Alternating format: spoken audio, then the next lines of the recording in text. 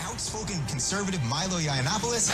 Self-proclaimed internet troll, Milo Yiannopoulos. Milo's here on tour. If you want to see him live, head to milolive.com.au.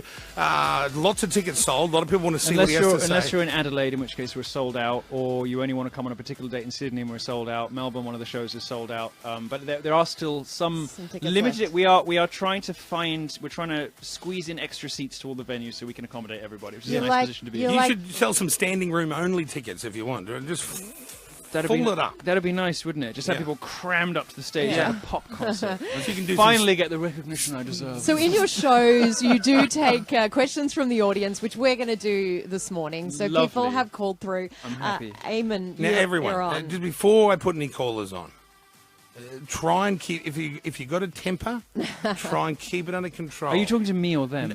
Both of you. You and No, the you caller. keep yours under control. I don't seem have all a right. temper. I'm a happy person. You can be happy when you're right about everything. It's very easy to be happy. Eamon, you're on with Milo. Hi, welcome. Hey, Cole. How are Jackie? How you going? Yeah, good. What do you want to say, buddy? I just want to say that this Milo Willow bloke is off his head. He doesn't know not one thing about Islam, and he wants to sit there and say all that crap. Mate, you got enough. Bro, you don't know what you're talking about. How is the majority of Muslims, all Muslims, like that? No, we are not. Islam is about peace. It's about love. You're just full of shit, mate. I have heard the same thing. I have a lot of... Wait. Go ahead, Bro, sir. how you're saying that men can sleep with men or rape little 9-year-olds? Where did you get that? Were you drunk and dancing with the fairies? Where does it say in the Quran that can happen? Where does it say in Islam that can happen? You tell me. Where does that? Well, where does Muhammad say did that? it. No, he didn't. How do you know? Were you back in them days? How were you back there? No, he did not. How old was Aisha when he married her, sir? You are nothing but a sheep. How old was Aisha when Muhammad married her? You are nothing but a sheep trying to brainwash all this. You are a disgrace to society. That's what you are. You're nothing but a sheep, mate. You're a brainwashed sheep. You don't know what you're talking about. You got nothing, mate. You got nothing. You find that now. Open the Quran and you find me where it says we can do that. You find me where it says that we are allowed to kill for no reason, or we follow the... Bro, you don't know what you're talking about. Get your facts right before you open your mouth, you little peasant. Now, I'd have to agree with Eamon. We're on. He wasn't listening to your thing about tempers, was he? But no, That's true. he didn't swear, which is I'm thankful for. But he's right. In the Quran, it is a peaceful religion, and the ones that are extreme it isn't. are the ones to blame for the extremism. No, see, there's a principle of abrogation, which is an Islamic, Quranic principle of scholarship, which means that because the Quran is big and self-contradictory, like all long, complicated books, Quranic scholars have come up with a way to reconcile some of the internal contradictions. Because it's supposed to be the final, unalterable, and perfect word of God, if there's something in it that contradicts something else, there must be a reason for that. So what Quranic scholars have come up with is abrogation. It means if you order the Quran according to the chronological order in which the verses were revealed to Muhammad, stuff that came later supersedes stuff that came earlier. Well, unfortunately, the abrogated verses, the verses that have been superseded, are the peace, love, and understanding ones, and the ones that were revealed to him later when he was a warlord are the kill the unbeliever, death to the whatever verses. So there's two different versions. Is that what you're saying? No, it's what Islamic scholars have come up with to account for the fact that in some places the Quran talks about peace and forgiveness and mercy, and those tend to be the bits that are plagiarized from the Bible. And elsewhere, other bits of the Quran are more like, kill the unbelievers and all the rest of it. And those bits, according to Islamic scholars, take precedence over the peaceful bits. So even in terms of its own book, of its own holy text, there's not really a correct reading according to Islamic scholars anyway. And of course, Muslims are encouraged to live according to the example laid down by the founder Muhammad, who of course had a wife of whatever is it, 9 years old, but he waited to have sex with until she was 12, I think. Good on him. Your caller is sadly misinformed, it seems, about his own religion. Julie. Hi, Julie. Next. Hi, Julie. This guy said that he was happy, but does he also know that he's stupid? You are out of control.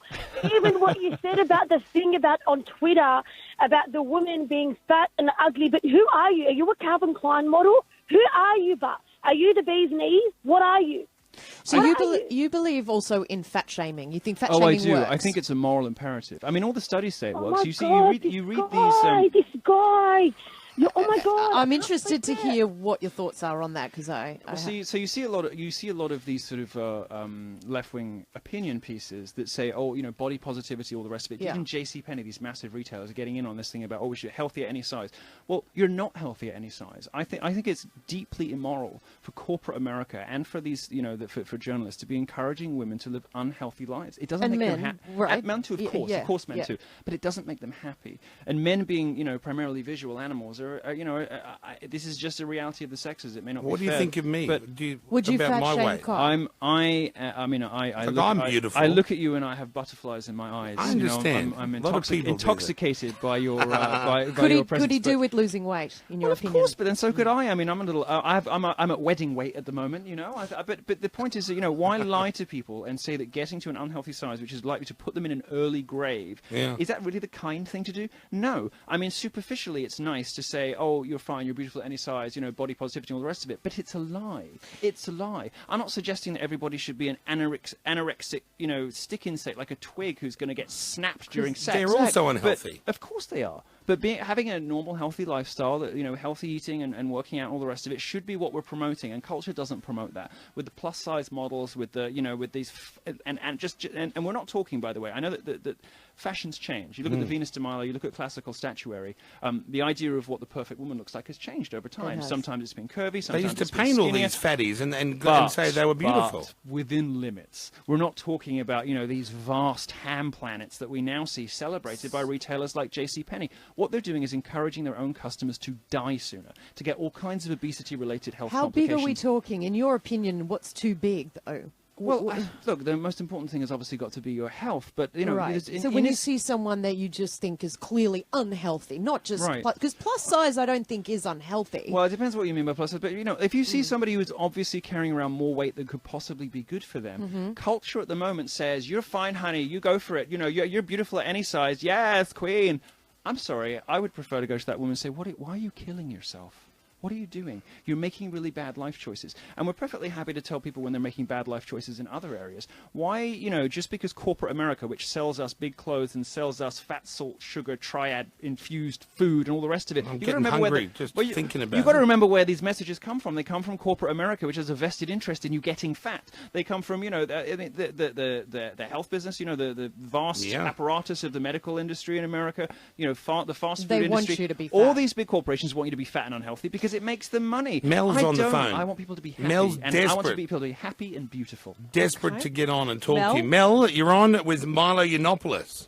Oh, you obnoxious piece of hara. Are you serious?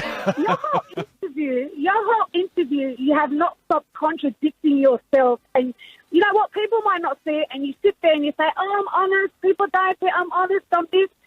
Listen, you might be honest, but honesty does not mean you're right. Everything you said is a contradiction.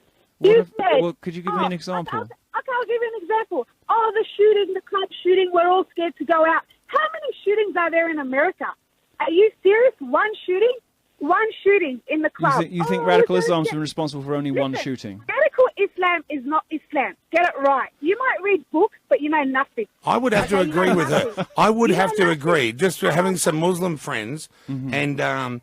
radical Islam to me, Islam is different than just the Muslim faith. Well, I know we're supposed to say that. I know journalists say it. I know politicians say it. I just don't think it's true. The people that I know in my life who describe themselves as Muslim who are unobjectionable don't pray, eat pork, drink, gamble. I mean, how good Muslims are they? But I know a lot of Muslims that do go to mosque and 5 times a day. No, I don't know. They don't really live in the West. That. You know, the people who do that and live in the West blow things up. Sorry, Mel? Islam is praying. You're saying radical Islam is praying and not drinking, blah, blah. The guy that did the shooting didn't pray. He drank and he went out all the time. So that's not Islam. Well, the guy who did the shooting went to a mosque in the north of Orlando.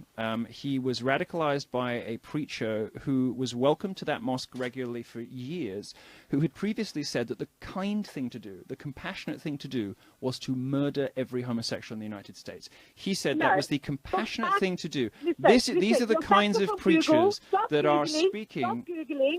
No, listen, your facts are from Googling, so stop it. Learn. You've got no idea. Everything you said is a contract. What did you say? Muhammad, peace be upon him, what did he say? He consummated the marriage at 12. He married Aisha. When did what's it called? When was Mary married to her husband? How long was her husband when Jesus was married?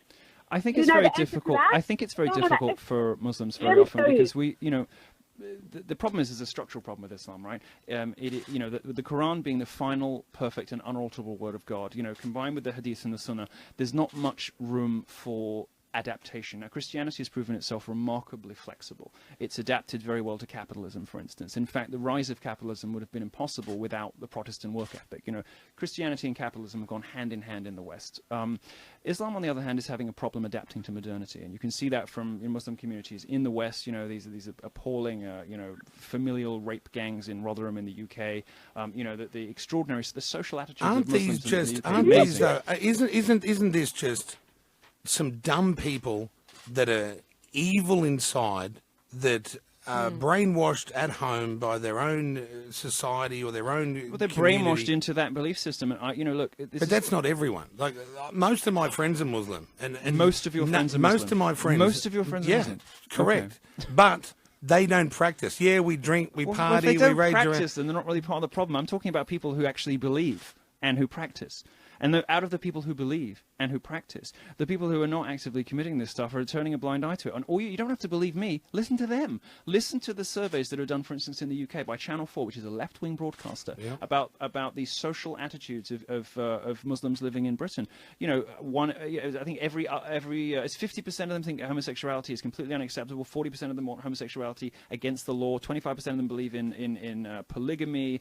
20-something% of them want Sharia law, in which, of course, a woman's testimony is worth half that of a man's in certain circumstances in Sharia courts.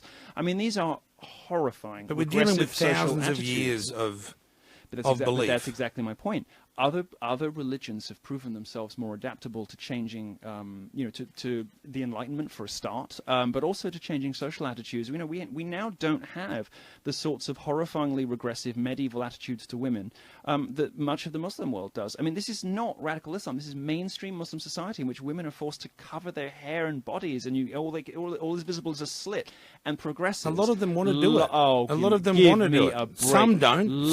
Some don't mind it. It's laughable. You hear these liberals do this. The USA Today, of all places, USA Today said, "Oh, the hijab is a symbol of feminism. Give me a break." These women are brainwashed into a religion that subjugates them, and I feel very, very sorry for them, and I hope they break free of it. Quick change of pace. Matt Lauer today, NBC, the Today Show host in America. Yes. Been fired instantly this morning. Delicious, isn't it? Did you did an interview with him, right?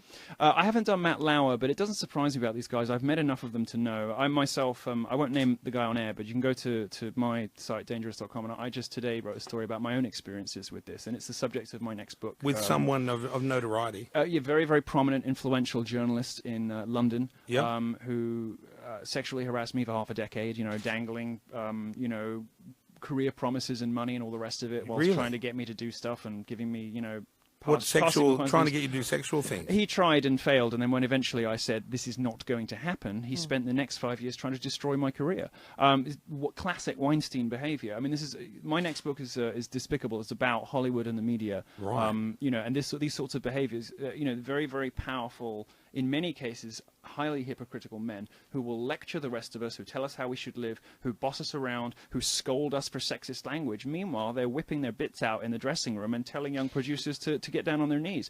These people are hypocrites and abusers of the highest order. Are there a lot more to come, do you think? Oh, my goodness. Well, we haven't even seen the start of it. The woman, interestingly, and this is a shame, by the way, the woman on male stuff has become sort of politicized, which is a shame, because I don't think this is a political thing. But whenever, there's this sort of sexual assault stuff with women, people start lining up on partisan lines, which I think is stupid and a shame.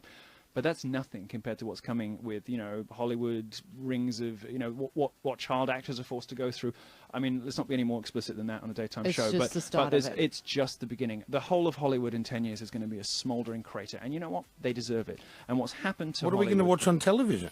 Well, HBO's good. But Hollywood, the movie production business is dead and gone. And it's going to take a lot of the media with it. And frankly, they deserve it. I mean, these are the people who've been lecturing the rest of us for decades about how awful people we are because of the words we use. And last February, I got into extraordinary trouble because I used some words people didn't like and spoke incautiously late night about whatever. But what Kevin Spacey, what Weinstein, what Matt Lauer actually did, physically did to women, or did in Spacey's case to much younger men. That you can see people sort of anyway. It's good that left-wing media, BuzzFeed of all places, and you've got to give them props for this, have been leading the charge, eating their own, cannibalizing their own. So, I mean, fair play to them. BuzzFeed comes for me as hard as they come for anybody. Milo, we've got to wrap it up, but you've got plenty more to say, and he's going to say it on stage. He's going to be live. I will. You can tell. I was like, so much, the shows are going to go on for hours. And you talk to the audience just like you took those calls. If you want to see the show, or you want to get into the audience, milolive.com.au is how to do it. Yeah, thank you for joining us this morning, Thank you so Milo. much for having me. It's been so much fun. You. Appreciate it.